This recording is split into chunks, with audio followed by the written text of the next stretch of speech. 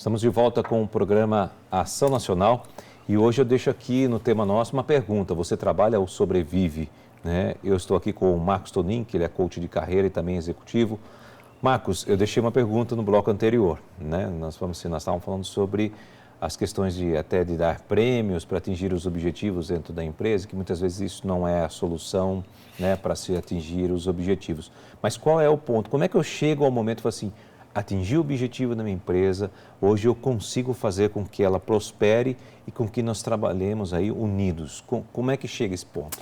Júnior, é uma questão muito de princípios, vamos colocar assim. Dando um passinho atrás para responder a tua pergunta, hoje, quando a gente tem os novos estudos sobre carreira, isso no mundo inteiro, a gente sabe o seguinte, que o conceito de carreira mudou. Então, ou seja, hoje o responsável pela minha carreira sou eu mesmo. Antigamente, como a gente disse no início do programa, né? A empresa cuidava da minha carreira, ela ia me dando oportunidades, eu ia subindo. Ia subindo, né? Hoje, quem cuida da minha carreira sou eu. Eu sou responsável por ela e toda habilidade nova que eu desenvolvo, que eu conquiste no meio da minha vida profissional é responsabilidade minha. Então, é de responsabilidade também do profissional que ele se conheça, sabendo quais são os pontos fortes, quais são os pontos fracos, sabendo quais são as minhas principais características. Hoje nós temos instrumentos de avaliações fantásticos, onde eu consigo identificar meus próprios valores e saber se a empresa está em consonância com aquilo que eu estou buscando. Chegar no momento, né, onde eu falo, nossa, acho que chegamos no momento de paz e harmonia dentro da empresa. E acho que a partir de agora a coisa vai trabalhar de uma forma muito mais harmônica. É um trabalho de todo dia. Isso, primeiro, precisa vir sempre de cima para baixo. Você não consegue colocar um conceito, um valor dentro da empresa da base para cima. Porque se os acionistas ou o dono da empresa não está nem aí para aquela questão, aquilo não tem valor. Então, aquilo não consegue nem ser trabalhado. A questão de prosperidade, a questão de trabalhar esse clima, é uma questão que vem de cima para baixo e precisa, sim, de um programa muito estruturado de uma área de recursos humanos, estratégica para isso, onde os gestores também estão o tempo inteiro sendo trabalhados com os valores da empresa, sabendo para onde essa empresa vai, quais são os reais desafios, identificando se eu, quanto gestor, estou preparado para isso e se não estou. Eu preciso ter humildade e o cuidado de procurar ou o RH ou uma ferramenta fora do meu trabalho para que eu possa me preparar para aquilo. E ter atenção para a minha equipe, Júnior. Eu li uma matéria há uns 15 dias atrás falando de uma empresa específica que ela promovia dentro de uma atividade que a gente chamava de feedback, agora tem outro nome, Júnior, chama one-on-one. Tudo é americanizado, né? Um a um. Então, dentro do meu one-on-one, agora o gestor também escuta reclamações sobre a vida daquele profissional. E aí eu fiquei pensando, falei, gente, isso aqui é uma loucura. Primeiro, a não ser que aquele profissional, o gestor, esteja muito preparado para aquilo que ele vai ouvir, aquilo que ele vai perguntar, isso vai virar uma catástrofe.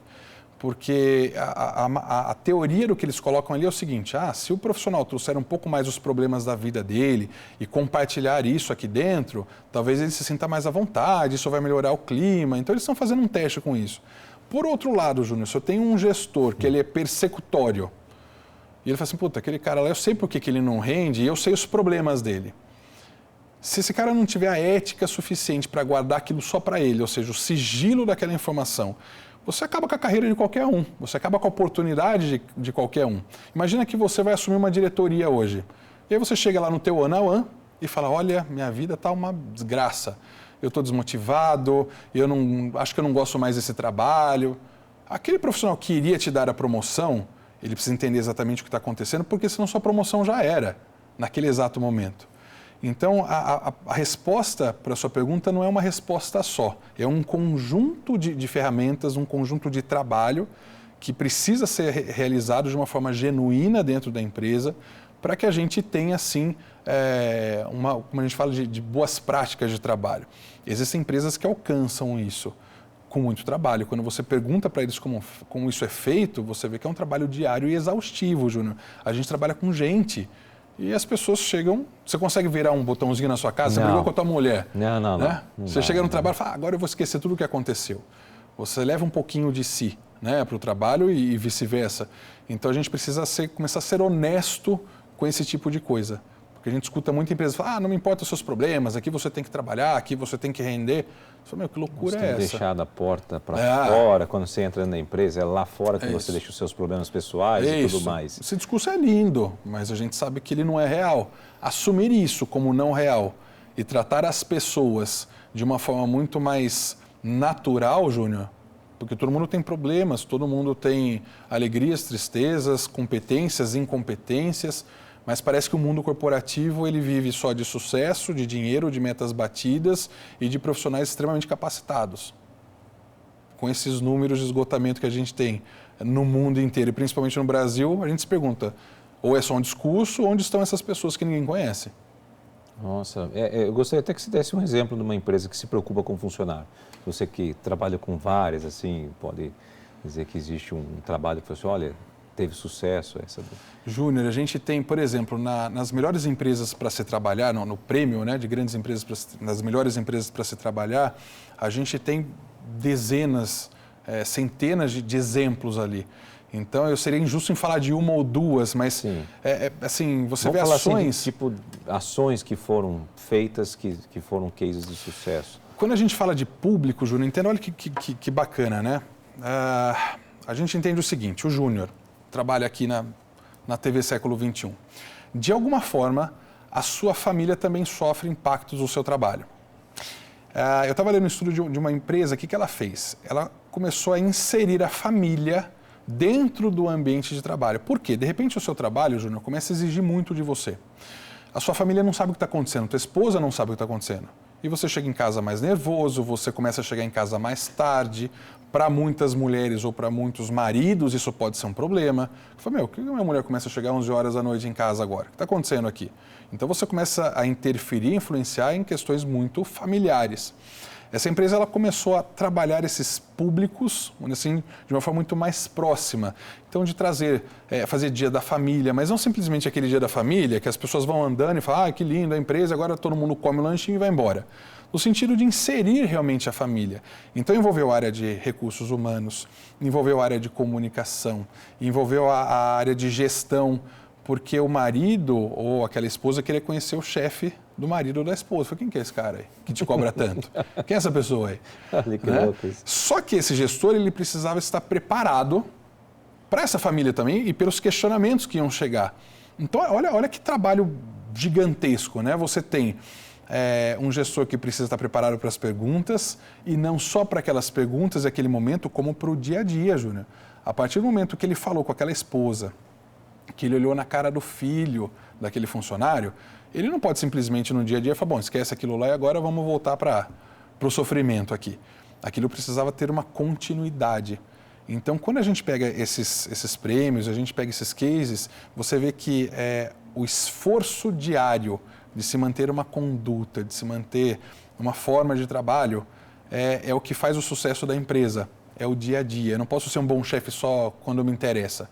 Então, eu quero que meus funcionários batam meta, aí eu chego lá, levo um bolinho, um bombom para cada um. O pessoal fala, já lá, chegou o cara com um bolinho, chegou o cara com um bombom, já vem bucha. Né? Que nem aquelas reuniões, fulano quer falar com você. Você fala, para elogiar não é. Então, saber elogiar, saber dar feedback. As pessoas são muito rudes ainda em dar feedback, aliás, só dão quando tem problemas. Então, elogio é uma coisa que não se pratica. Então, Júnior, assim, a gente tem tantos cases de trabalho, não só envolvendo saúde mental, mas que elas colaboram para promover um bom clima, um ambiente muito mais saudável, não só no sentido motor, mas como também emocional e mental, que a gente tem visto uma explosão de boas práticas com relação a isso. Mas, infelizmente, são pequenas, é um grupo muito pequeno ainda de empresas, porque isso custa. Né? Imagina você ter um profissional de recursos humanos só dedicado a isso. Enquanto você tem rodando folha de pagamento, você tem benefício, o sindicato batendo na porta. Então, pera lá, então, eu também preciso de investimento. Mas esse investimento é muito menor do que os afastamentos que eu tenho. É verdade, né? Que isso é real, né? Sim. Que antes daquilo que a gente falou aqui, né? Cada 10 brasileiros, 9 sofrem de algum de algum tipo de transtorno de ansiedade.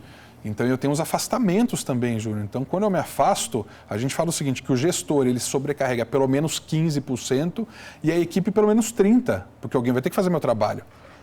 E aquele profissional cometido com esgotamento emocional, ele falta pelo menos 2 vezes mais do que um profissional sadio, vamos dizer assim. Quer dizer, as faltas é o dobro de faltas que eu tenho por motivos não especificados. Quer dizer, eu tenho uma inconsistência de trabalho, alguém vai ter que cobrir o trabalho do outro, ou seja, eu tenho excesso de horas extras, não só a questão financeira que a empresa vai pagar para quem ficou trabalhando, mas de quem ficou trabalhando ali. Quer dizer, eu pego alguém que estava bem e começo a sobrecarregar esse cara de trabalho. Então é um efeito cascata, né? Aí vira uma bola de neve, porque Claro. essa pessoa logo com um efeito contínuo, ele vai estar num estresse também total ou até pior do que a Sim. outra pessoa, de acordo com como é que ele vai agir diante daquela dificuldade, né? Perfeito. Porque as reações são diversas, né? Perfeito. Eu posso ser de um jeito, você de outro, lógico, que é, né? Sim. Na verdade, nós somos, né? É. E cada um recebe aquela informação de uma forma diferente, né? Perfeito. Por isso que o investimento nesses programas é muito menor do que os efeitos. Mas as pessoas... É aquela coisa, o mundo do empresário o cara está olhando para aqueles números naquele determinado momento. E todo programa, que a gente fala um programa de saúde ou um programa de recursos humanos, eles dificilmente, Júnior, geram resultados assim rapidamente. Então é um programa que ele precisa ser mantido a longo prazo, porque aí você tem um resultado constante. É verdade, tem que esperar para dar resultado, às vezes até de anos, né? Exato, exato. Bom, esse é a Programação Nacional, a gente precisa ir para um rápido intervalo, a gente volta já.